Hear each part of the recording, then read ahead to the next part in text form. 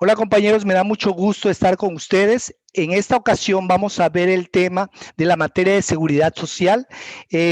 Vamos a iniciar en este caso para que ustedes vayan entendiendo y comprendiendo lo que es el nuevo lenguaje de esta nueva materia. Vamos a ver la introducción.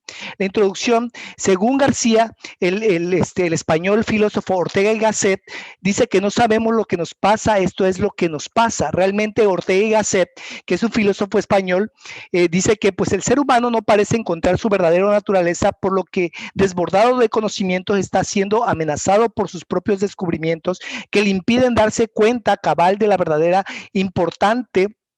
lo verdaderamente importante por sobre lo urgente.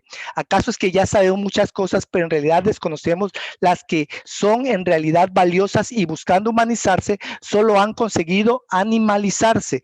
Esto lo que nos puede hacer ver es que realmente muchas veces los gobiernos lo que buscan es el beneficio personal y no el beneficio de las personas que son sus pobladores. Por lo tanto, es necesario que cuando nosotros estemos en puestos que podamos tener esa influencia, podamos ayudar a las personas. Muchas veces los gobiernos fallidos como el de Venezuela, el de Argentina, el de cualquier país de Centroamérica, podemos ver cómo es la situación de estas personas. Podemos ver también como por ejemplo la evaluación en este caso del bolívar, en este caso en Venezuela, o del peso argentino, ha sido un bucle económico en el que están pasando. Sin embargo, los gobiernos no están viendo por ellos, sino están viendo por su beneficio personal. Decía este filósofo español Ortega y Gasset que realmente debemos de ver, de humanizarnos, es decir, de ver realmente por las personas más vulnerables y no deshumanizarnos y realmente ver en beneficio personal. Por ejemplo, la seguridad social es en términos que ese término se refiere al bienestar de las y de los ciudadanos integrantes de una comunidad.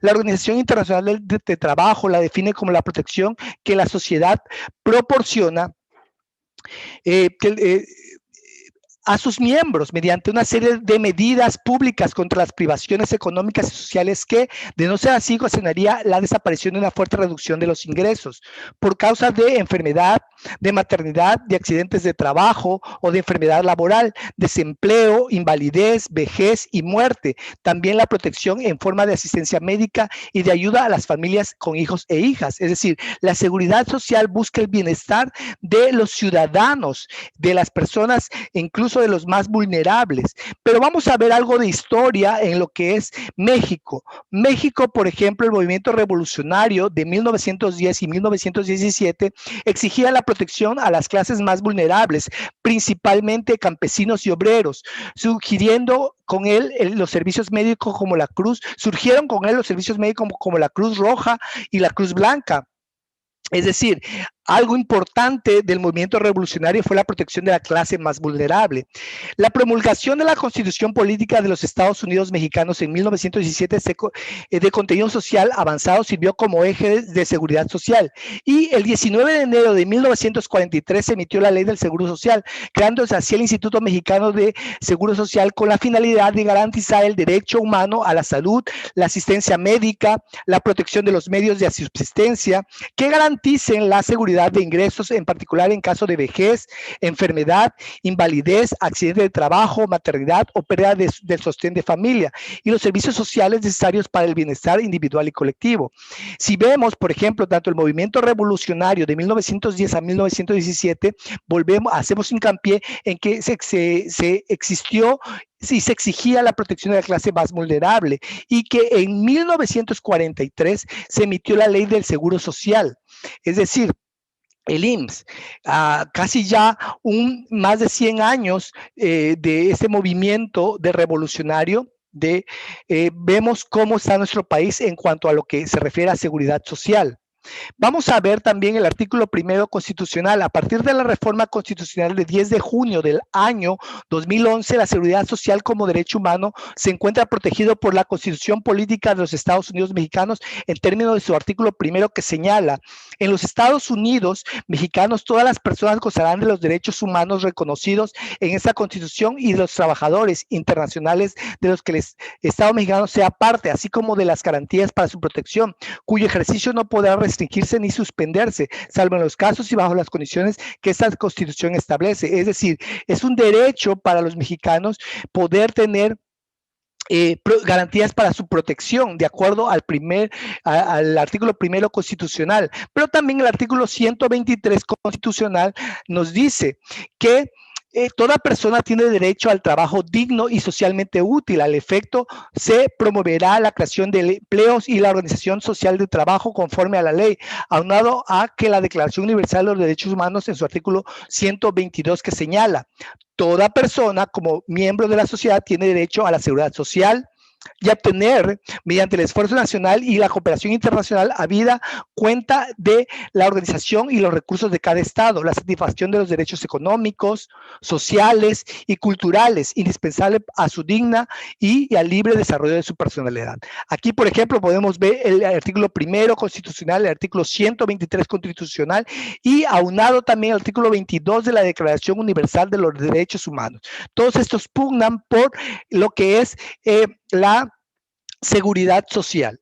Bien, continuamos con lo que es la seguridad social. ¿Quién tiene cargo la seguridad social? En la actualidad, por ejemplo, en México cuenta con varios sistemas de seguridad social, de los cuales destacan dos instituciones públicas que proveen la seguridad social. Por ejemplo, el Instituto Mexicano del Seguro Social, que conocemos como el IMSS, de forma obligatoria para las personas que se encuentran vinculadas a otras por su relación de trabajo, las y los socios de sociedades cooperativas y las personas que determinen el Ejecutivo Federal a través de derechos respectivos.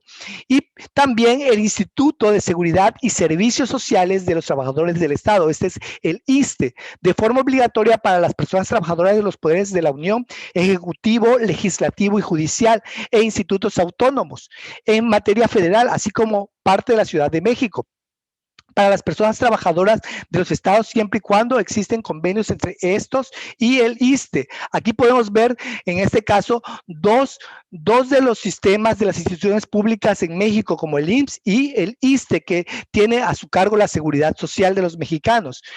Los seguros que incluyen esto, dice: ¿qué seguros ampara la ley del Seguro Social y la ley del Instituto de Seguridad y Servicios Sociales de los Trabajadores del Estado? Pues, primero, el riesgo de trabajo, accidentes o enfermedad de trabajo, enfermedad y maternidad, atención médica y pago de incapacidades, invalidez, es decir, enfermedad en general que le impida laborar, vida, es decir, muerte del asegurado, retiro, cesantía en edad avanzada y vejez, es decir, la pensión por edad y años cotizados, y guarderías y prestaciones sociales. Además de la ley del ISSSTE, señala para las personas trabajadoras que se encuentran trabajando antes del 2007 y escogieron la aplicación del artículo 10º transitorio, los cuales son la jubilación y retiro por edad y tiempo de servicio. Aquí podemos ver qué seguros ampara tanto el IMSS como el ISSSTE. Entonces, podemos ver que el gobierno mexicano, en su esfuerzo por cubrir las necesidades de sus pobladores, tienen estas dos instituciones. Pero vamos a ver finalmente qué dicen algunos autores acerca de lo que es la seguridad social. Por ejemplo, Sergio Sandoval Hernández dice que podemos afirmar que los objetivos de la seguridad social son de índole mediato e inmediato. El objetivo inmediato es la transformación de nuestra cultura y de los sistemas de organización colectiva, no siempre justos, tratando de lograr un cambio cualitativo en la mentalidad y organización humanas. Luego, el objetivo inmediato consiste en buscar la realización plena del ser humano, el derecho a la salud, el amparo a sus medios de subsistencia y la garantía a los medios sociales necesarios para el bienestar individual y colectivo. Es decir, según Sergio Sandoval, estos son los objetivos de la seguridad social, tanto inmediato como inmediato. Esto debería ser la razón de ser de lo que es la seguridad social de nuestro país. Sin embargo, hay países que quizás, aunque lo tengan escrito, en este caso, en teoría, en la práctica no lo es. Vamos a ver a otro autor, en este caso, Gustavo Rambruch. Por su parte, concluye en el sentido de que la idea central de la seguridad social, al igual que el de desarrollo social, no es la idea de igualdad de las personas, sino la nivelación de las desigualdades existentes entre ellas. Es decir, no que las personas sean iguales, sino mitigar la desigualdad entre las personas. Por eso, es necesario que los gobiernos tengan estrategias para que puedan ellos ver cómo esa desigualdad sea menos realmente existente. Por ejemplo, una persona extranjera que viene a la Ciudad de México, nada más con saber en qué, ellos se dan cuenta que saber en qué lugar de la Ciudad de México vive, pueden definir si son de una clase acomodada o de una clase media baja o baja. Por ejemplo, no es lo mismo decir que vive en lo que es en Chapultepec, en Lomas de Chapultepec, en Interlomas, etcétera, a decir que vivo en ciudad de Zahualcoyot o en lo que es la Narvarte.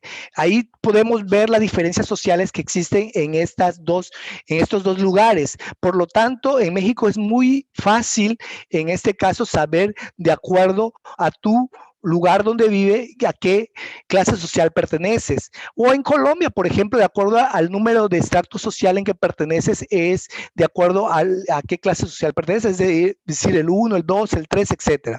Por lo tanto, debe de crearse por el Estado estrategias claras y definidas con el objetivo de darle a cada persona extracto jurídicamente diferenciado al que hemos referido, lo que se resume básicamente en las siguientes fórmulas: darle más apoyo al que más necesite, menos al que necesite menos y nada al que afortunadamente nada necesita.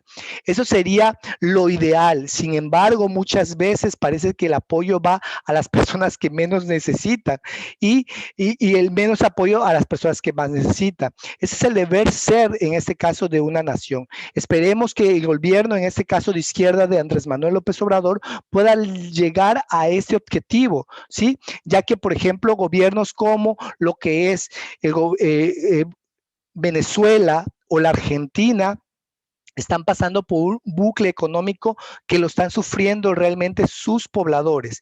Es necesario entonces, compañeros, que ustedes vean el video las veces que sea necesario para que se adentren y vean realmente lo que necesito para que manejen este mismo lenguaje y para que contemplen una reflexión profunda en los mapas y sobre todo en los ensayos que les voy a solicitar.